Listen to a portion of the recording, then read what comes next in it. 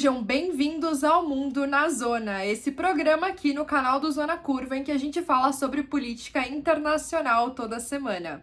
Eu sou a Giovana Branco, eu sou doutoranda em ciência política e pesquisadora de política externa russa, e hoje eu tô aqui para ressaltar os principais acontecimentos do sistema internacional nesses últimos dias. Eu queria falar sobre o enterro do Alexei Navalny, principal opositor do regime político russo, que morreu em circunstâncias suspeitas em uma prisão no Círculo Polar Ártico.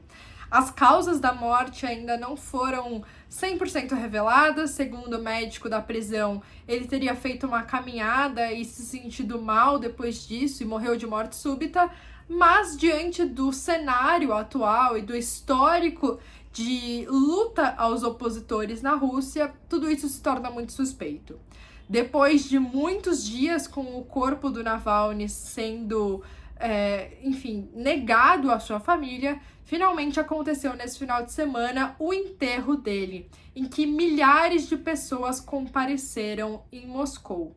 Muitas dessas pessoas foram registradas gritando não à guerra durante o enterro do Navalny, mas foi curioso também que por parte da mídia russa isso foi quase que negado de alguma forma, ou ao menos negligenciado. Não tem se falado muito sobre isso nas mídias russas. Na verdade, nem tinha se falado muito sobre a própria morte do Navalny.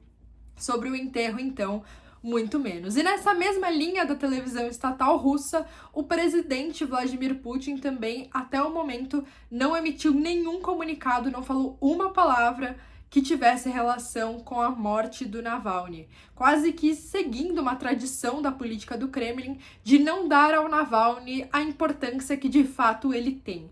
O Kremlin praticamente ignora a existência desses adversários políticos, desses opositores, quase como de uma forma que de esvaziá-los de sentido. Então, se o Putin ou a televisão estatal russa não falam sobre esse assunto, é quase como se ele não existisse ou fosse tão mínimo, de tão pouca importância, que o presidente nem se desse ao trabalho de falar a respeito. Então, isso foi o que aconteceu nesse funeral do Navalny, que, de novo, foram milhares de pessoas que compareceram em Moscou. Segundo o Sam Green, que é um professor de política russa da Universidade de King's College, que fica em Londres, parte da abordagem do Kremlin era não dar a ele oxigênio mais do que o absolutamente necessário. E, se possível, não dar oxigênio nenhum. Então, aqui ele fazia uma referência ao Navalny e justamente essa política do Kremlin de ignorância dos seus adversários.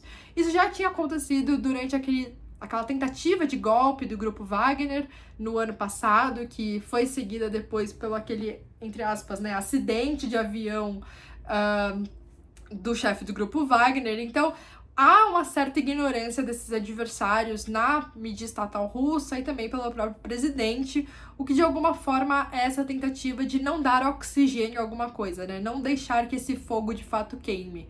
Porque existe uma preocupação na política russa muito grande, não necessariamente com o indivíduo em si, com o Navalny, mas muito mais com o que ele representava e principalmente o quanto que ele conseguia atear fogo nessa população que de alguma forma foi reprimida por tanto tempo, principalmente uma repressão política muito forte, Os russos hoje são muito conhecidos por serem muito apáticos politicamente, por não se movimentarem, por não terem iniciativa, por não irem contra o Estado.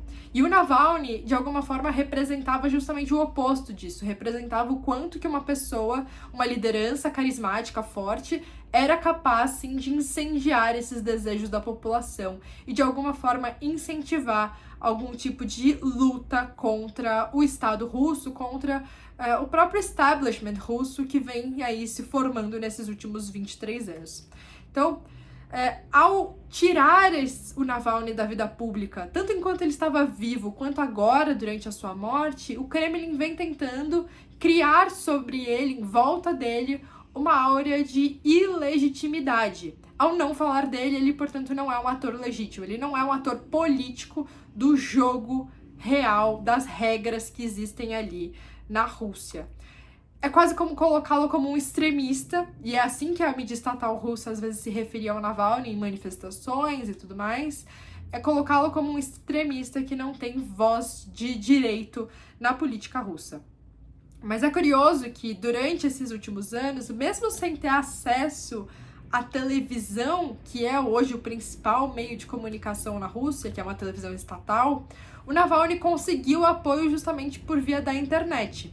Então, ao publicar nas suas redes sociais, ao publicar documentários no YouTube principalmente, ele conseguiu atingir uma massa da população que não sentia falta necessariamente da televisão e que, portanto, ele conseguiu atingir uma parcela mais jovem, mais liberal da Rússia, que tinha em contato, né, dessas suas ideias nas redes sociais e que hoje são a principal preocupação do regime russo.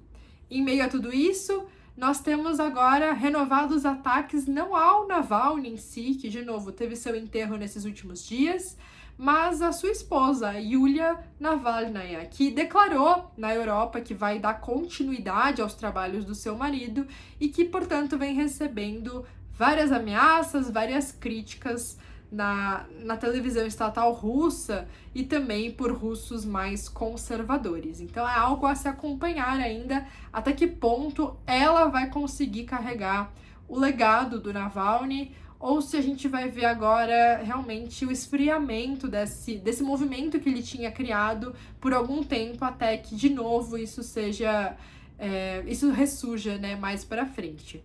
Então, o vídeo de hoje fica por aqui. Eu espero que vocês tenham gostado desses temas. Qualquer dúvida que surgir, comentem aqui embaixo. E também sugestões para a próxima semana, é só comentar por aqui também.